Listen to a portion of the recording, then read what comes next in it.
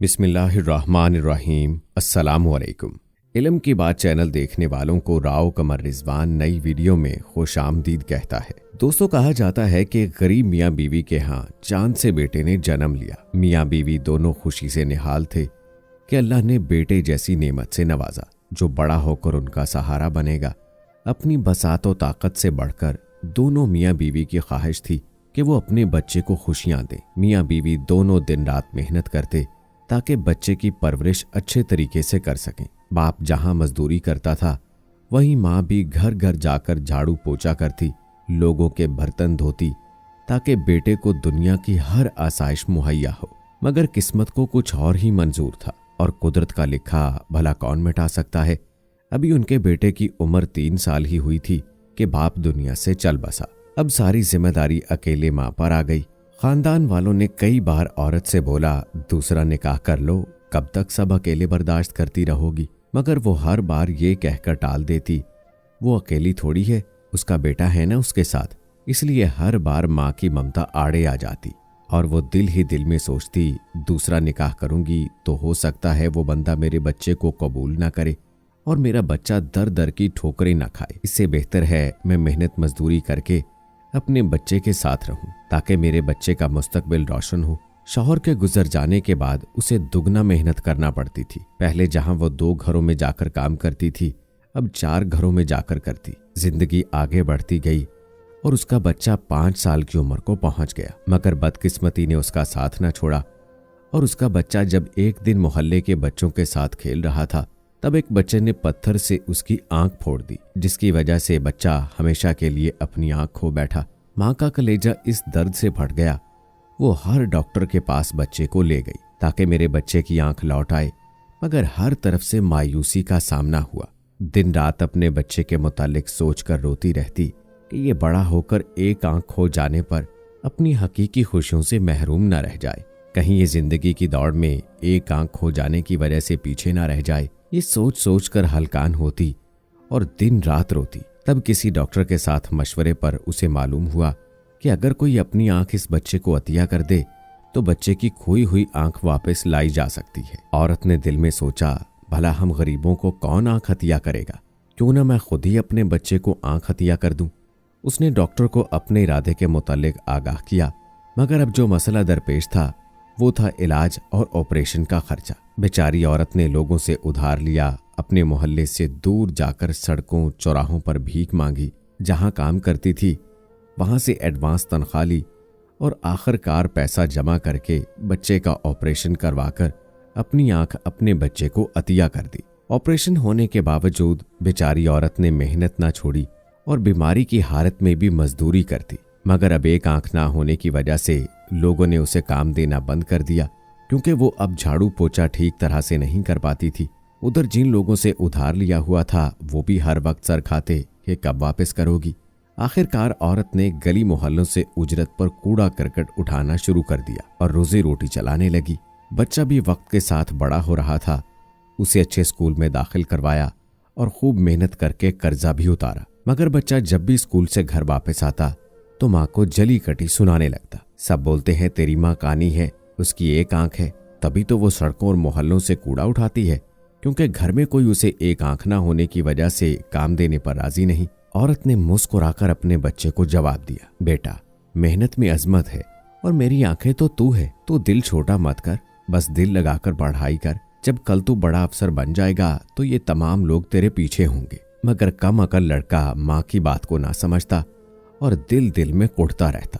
वक्त गुजरता गया और लड़के ने तालीम मुकम्मल कर ली।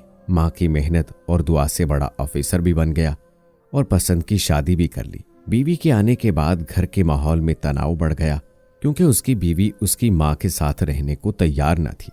बीवी के कहने पर शहर में आलीशान घर लिया और बीवी के साथ उधर शिफ्ट हो गया। माँ को ये बोलकर पुराने घर में छोड़ दिया, सारी उम्र तेरी वजह से मुझे शर्मिंदगी का सामना करना पड़ा है। माँ, अब मैं नहीं चाहता तेरी वजह से मेरी बीवी बच्चों को शर्मिंदगी उठाना पड़े।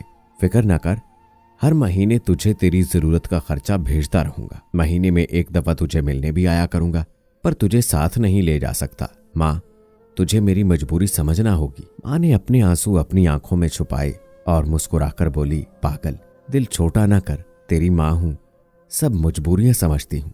खुदा तुझे खुश व आबाद रखे, जा मेरी दुआएं तेरे साथ हैं। पहले कुछ अरसा बेटा कभी कभार माँ को मिलने आता और खर्चा भी देता रहा, मगर फिर वक्त गुजरने के साथ साथ वो अपनी बीवी बच्चों में ऐसा मगन हो गया कि माँ को यकसर भूल गया। बेचारी औरत अब अक्सर बीमार रहती और अपनी वाहिद आंख की बीनाई भी काफी हद तक खो चुकी थी।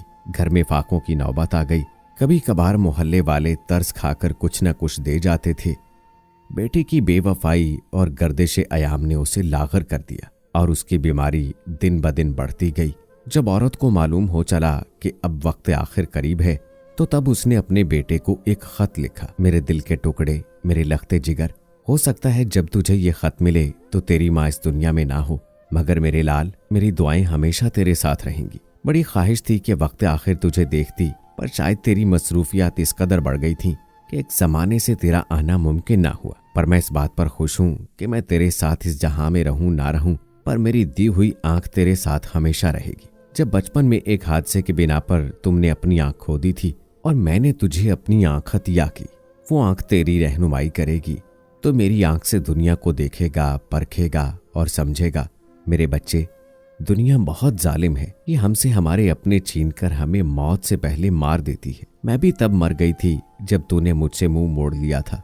दुआ है तेरी औलाद तुझसे कभी ना मुंह मोड़े मेरे बच्चे, और तू मौत से पहले मौत की तलखी से ना गुजरे, आमीन। ये खत पढ़ते हुए बदबख्त बेटे की आंखों से आंसू जारी थे, मगर अब बहुत देर हो चुकी थी क्योंकि उसकी माँ दुनिया से जा चुकी थी। दोस्तों, एक शख्स ने आप सल्लल्लाहु अलैहि वसल्लम की खिदमत में हाजिर होकर कहा कि मैंने अपनी माँ को कंधे पर बैठाकर तवील सफर करने के बाद हज कराया है, और वो भी इतनी शदीद गर्मी में कि अगर किसी पत्थर के ऊपर गोश्त का टुकड़ा रख दिया जाता तो वो जल भुन जाता। तो क्या मैंने अपनी माँ का हक अदा कर दिया?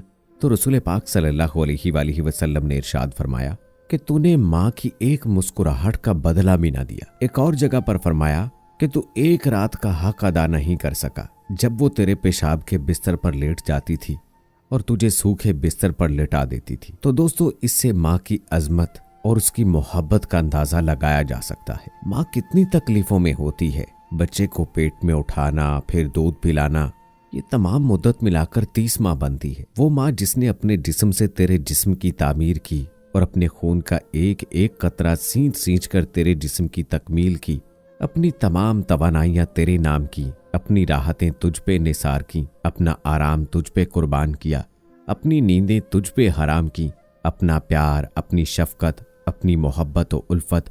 और तुझे क्या मालूम कि एक वक्त ऐसा था कि तू चल ना सकता था, वो तेरे पाँव बन गई।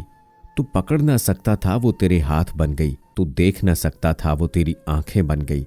तू सुन ना सकता था, वो तेरे कान बन गई। तू बोल ना सकता था, वो तेरी जुबान बन गई। तू समझ ना सकता था, वो तेरा शऊर बन गई।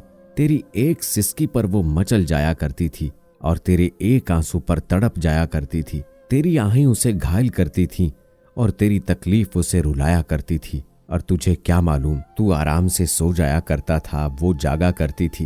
कहीं मेरा जिगर जाग ना जाए और उसकी नींद खराब ना हो, इसलिए तू पुरसुकून होता था, वो बेसुकून होती थी। दोस्तों, माँ शफकत, खुलूस, बेलौस मोहब्बत और कुर्बानी का दूसरा नाम है। माँ दुनिया का वो प्यारा लफ्ज है जिसको सोचते ही एक मोहब्बत, ठंडक, प्यार और सुकून का एहसास होता है। चिलचिलाती धूप में उसका दस्ते शफकत शजरे सायादार की तरह सायबान बनकर औलाद को सुकून का एहसास दिलाता है। उसकी गर्म गोद सर्दी का एहसास नहीं होने देती।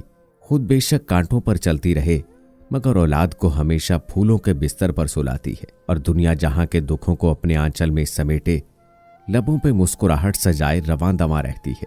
इसलिए अल्लाह ताला ने किसी रिश्ते की मोहब्बत को अपनी मोहब्बत से ताबीर नहीं किया सिवाय माँ के। जबकि हम देखते हैं हमारे इर्द गिर्द माँ के रिश्ते के साथ साथ किस कदर दूसरे खूबसूरत रिश्ते हैं जिनके बिना जिंदगी का तसव्वुर भी नामुमकिन है। बाप, भाई, शौहर, बेटा, इन सब रिश्तों के होने के बावजूद मेरे रब ने फरमाया, मैं अपने बंदे से 70 माओं से ज्यादा प्यार करता हूँ, क्योंकि रब जानता है दुनिया में अगर कोई मोहब्बत देर पा है तो वो माँ की मोहब्बत है, जबकि बाकी तमाम मोहब्बतें जवाल पजीर हैं। वालिदैन की मोहब्बत औलाद से होना एक फितरी अमल है जो बिना किसी लालच और गर्ज के हमेशा कायम रहती है, जबकि हम देखते हैं औलाद की मोहब्बत अपने वालिदैन की तरफ दुनिया की राहदारियों में खोकर कम हो जाती है या कभी कभार तो बिल्कुल गुम हो जाती है। खास तौर पर जब बच्चों की शादियां हो जाएं, तब औलाद अपनी बीवी बच्चों में इस कदर मस्त हो जाते हैं कि वालिदैन की कुर्बानियों और मोहब्बतों को यकसर फरामोश कर देते हैं। दोस्तों, इस कहानी की वसातत से हमारी दुआ है कि औलाद माँ बाप की कदर उनकी जिंदगी में करे, न कि उनके जाने के बाद, क्योंकि माँ एक दुआ है जो हर वक्त रब्बे रहीम के आगे दामन फैलाए रखती है और कदम कदम पर उनकी हिफाजत करती है। खुदा ने उसके अजीम तर होने की पहचान इस तरह कराई कि उस अजीम हस्ती के कदमों तले जन्नत रख दी है। अब जिसका जी चाहे वो जन्नत हासिल कर ले। दोस्तों, अल्लाह ताला से दुआ है कि जिनके माँ बाप जिंदा हैं, अल्लाह ताला उन्हें सेहत और तंदुरुस्ती वाली लंबी जिंदगी अता फरमाए, और जिनके माँ बाप इस दुनिया से जा चुके हैं, अल्लाह से दुआ है कि अल्लाह ताला उन्हें जन्नतुल फिरदौस में आला मकाम अता फरमाए। आमीन सुम्मा आमीन। दोस्तों, कमेंट बॉक्स में आमीन लिखकर आप भी अपने वालिदैन से मोहब्बत का इजहार जरूर करें। मुझे अगली वीडियो तक इजाजत दें। फी अमानिल्लाह।